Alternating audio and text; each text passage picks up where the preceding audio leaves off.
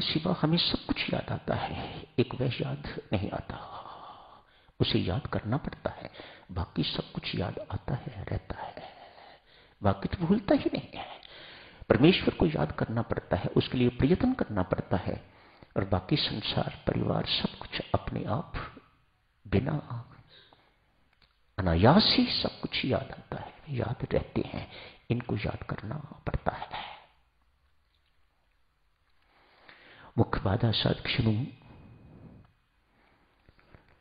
परमात्मा के स्मरण में, स्मरण योग है, अपने आप में पूर्ण योग है ये।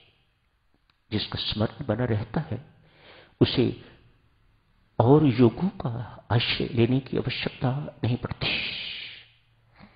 ध्यान भी देखा जाए तो एक प्रकार से स्मरण है। जिसकी स्मृति ध्यान के माध्यम से बनी रहती है, साधक जन में तो बहुत उच्च पहुंच गया है। सतत तेल धारावत परमात्मा की याद बनी, कोई संसारिक विचार ना आए, ऐसी स्थिति को बहुत उच्च माना जाता है, उच्चतर स्थिति माना जाता है।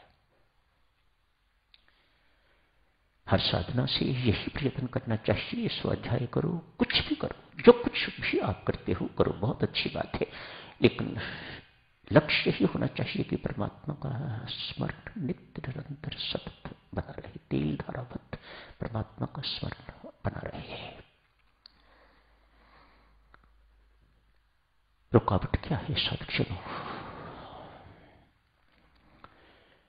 हमारी आवश्यकताएं, अपेक्षाएं बहुत हैं।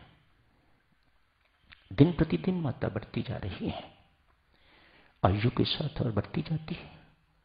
बुढ़ापा आता है, जिस चीज को कम होना चाहिए वह कम तो नहीं हो रही, वह तो और बढ़ रही है। आवश्यकताएं भी बढ़ रही हैं और हमारी अपेक्षाएं भी बढ़ रही हैं। इन्हीं को संत महात्मा चाह शब्द से संबोधित करते हैं। बाधा क्या है? ये चाह। बहुत निकृष्ट गाया है चाह के बारे में संतों महात्माओं ने। चाह चूड़ी चमारी नीचन ते अति नीच। चाह चूड़ी चमारी नीचन ते अति नीच, तू तो पूर्ण ब्रह्म था, इस चाह ना होती बीच।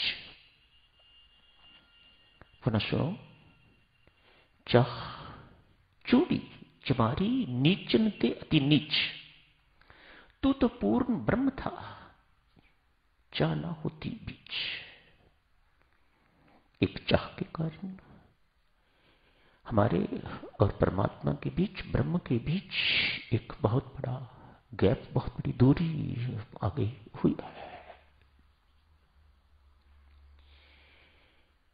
चाह साधक कामना कहा जाता है, इसे इच्छा कहा जाता है।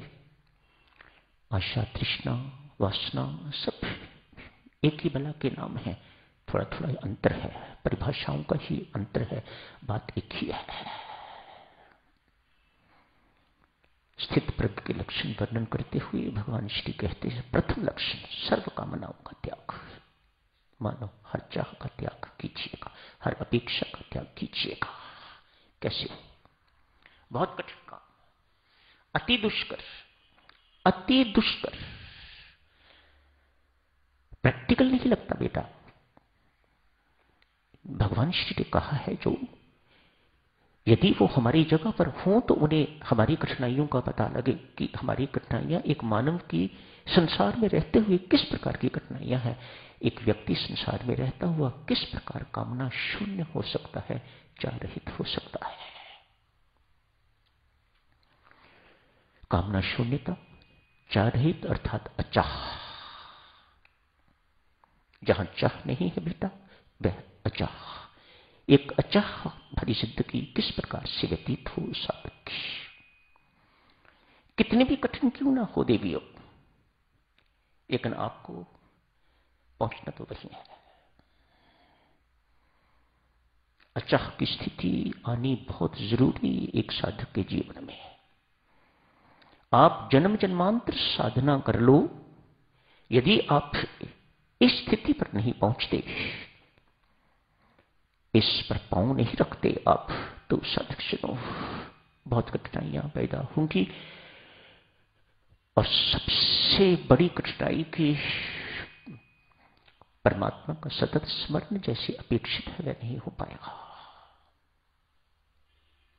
क्या किया जाए? संत महात्मा समझाते हैं, देखो भाई, जो गीताचार्य भगवान श्री कृष्ण ने कहा है गलत नहीं कहा, बिल्कुल सही कहा है। उनका संतों महात्माओं ने अपने अनुभव से क्या अर्थ निकाला है। कहा कभी कामना मरने से मरती नहीं, इसको मारना नहीं। मारो मत इसे, इसके पीछे, इसे मारने के पीछे मत पड़ो, इसका रूपांतरण कर दो, ट्रांसफॉर्मेट। इस कामना में दिव्यता भर दो, रूपांतरण। अपनी कामना दूसरे की कामना में डाल दो तो रूपांतरण। जैसे उदाहरण क्या, एक बड़ी सिंपल सी उदाहरण देखिए।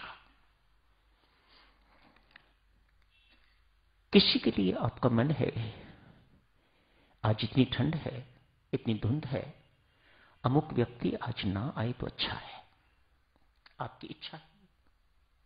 इसी को चाह कहा जाता है, इसी को कामना कहा जाता है। व्यक्ति आ जाता है,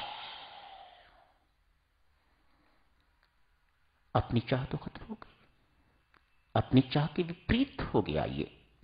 आप नहीं चाहते थे कि ये व्यक्ति आए, लेकिन यह व्यक्ति, उसका आगमन हो गया, आ गया है। यदि इस चाह की विपरीतता के विषय में सोचते रहोगे तो दुखी होगे। कुछ ना कुछ विचार, संकल्प, विकल्प उठते रहेंगे। लेकिन यदि जो उन्होंने किया है उसकी इच्छा में अपनी इच्छा पे ला देते हो, स्वागत है आपका। बहुत तकलीफ की आपने, तो ये आपकी इच्छा का, ये आपकी कामना का रूपांतरण हो गया। एक छोटी सी उदाहरण दी है साधकजनों, कोशिश करेंगे सोमवार को थोड़ी और उदाहरणों से इस तथ्य को थोड़ा और स्पष्ट किया जाए। तो आज यहीं समाप्त करने की इजाजत दीजिएगा। हार्दिक धन्यवादी हूँ आपका कि आप इतनी ठंड में सब पधारते हैं। इतनी धुंध है बाहर, मैंने सुना है, फिर भी आप पधारते हैं। नतमस्तक हूँ आपके श्री चरणों में असंख्य बार प्रणाम करता हूँ, असंख्य बार प्रणाम करता हूँ। धन्यवाद आप सबका। स्वामी जी महाराज, किन शब्दों से आप जी का धन्यवाद करूं कि आप यहाँ पधारे हैं, यहाँ बैठे बैठे एक गरीब को दर्शन दे चले हैं। मैं निहाल हो गया हूँ। व्हाट ए डे टुडे, अति शक्ति दिवस। आज का सब दर्शन कीजिएगा, इनके प्रणाम कीजिएगा, इनसे आशीर्वाद दीजिएगा। धन्यवाद।